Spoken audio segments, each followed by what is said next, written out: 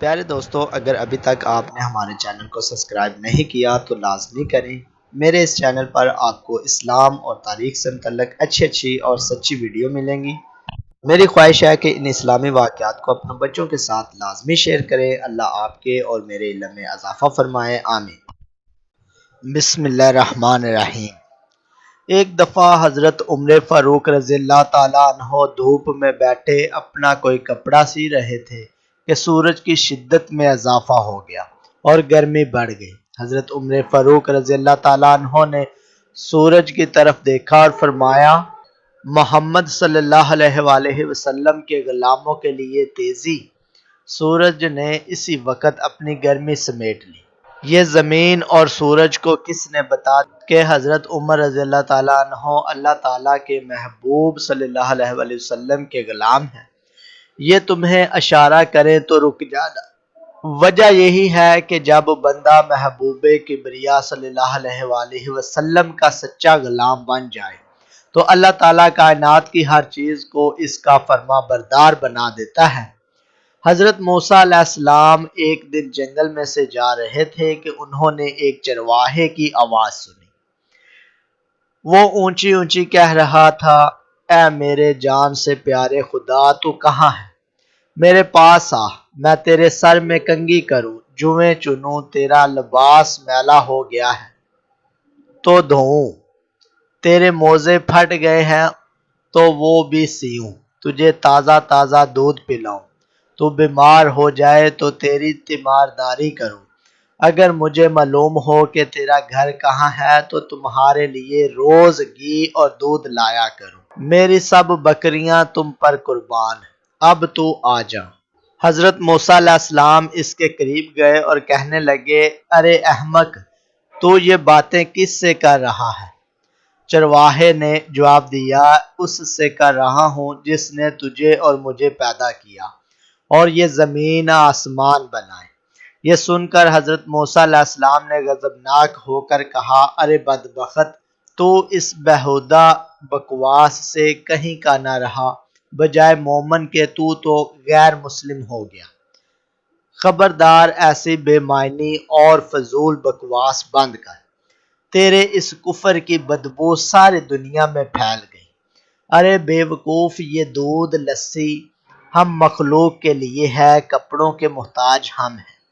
حق تعالیٰ ان حاجتوں سے بے نیاز ہے، نہ وہ بیمار پڑتا ہے، نہ اسے تیمارداری کی ضرورت ہے، نہ اس کا کوئی رشتہ دار ہے۔ توبہ کر اور اس سے ڈر۔ حضرت موسیٰ علیہ السلام کے غیظ و غضب میں بھرے ہوئے یہ الفاظ سن کر چرواہے کے اوسان خطا ہو گئے اور وہ خوف سے تھر تھر کانپنے لگا، چہرہ زرد پڑ گیا اور بولا، اے خدا کے جلیل القدر نبی، تو نے ایسی بات کہی کہ میرا منہ ہمیشہ کے لیے بند ہو گیا اور مارے ندامت کے میری جان ہلاکت میں پڑ گئی۔ یہ کہتے ہی چرواہے نے سرد آہ کھینچی، اپنا گریبان تار تار کیا اور دیوانوں کی طرح اپنے سر پر خاک اڑاتا ہوا غائب ہو گیا۔ حضرت موسیٰ علیہ السلام حق تعالیٰ سے ہم کلام ہونے کے لیے کوہ طور پر گئے تو خدا نے فرمایا، اے موسیٰ، تو نے ہمارے بندے کو ہم سے جدا کیوں کیا؟ تو دنیا میں جدائی کے لیے آیا ہے یا ملاپ کے لیے؟ خبردار، اس کام میں احتیاط رکھ۔ ہم نے اپنی مخلوق میں ہر شخص کی فطرت الگ بنائی ہے اور ہر فرد کو دوسروں سے جدا عقل بخشی ہے۔ جو بات ایک کے حق میں اچھی ہے وہ دوسرے کے لیے بری ہے۔ ایک کے حق میں تریاق کا اثر رکھتی ہے، وہی دوسرے کے لیے زہر ہے۔ ایک کے حق میں نور اور دوسرے کے حق میں نار۔ ہماری ذات پاکی و ناپاکی سے مبرہ ہے۔ اے موسیٰ، یہ مخلوق ہم نے اس لیے پیدا نہیں فرمائی کہ اس سے ہماری ذات کو کوئی فائدہ پہنچے۔ اسے پیدا کرنے کا مقصد یہ ہے کہ اس پر ہم اپنے کمالات کی بارش کریں۔ جو شخص جس زبان میں بھی ہماری حمد و ثنا کرتا ہے، اس سے ہماری ذات میں کوئی کمی بیشی واقع نہیں ہوتی۔ مدح کرنے والا خود ہی پاک صاف ہوتا ہے۔ ہم کسی کے قول اور ظاہر پر نگاہ نہیں رکھتے، ہم تو باطن اور حال دیکھتے ہیں۔ اے موسیٰ، خرد مندوں کے آداب اور ہیں، دل جلوں اور جان ہاروں کے آداب اور ہیں۔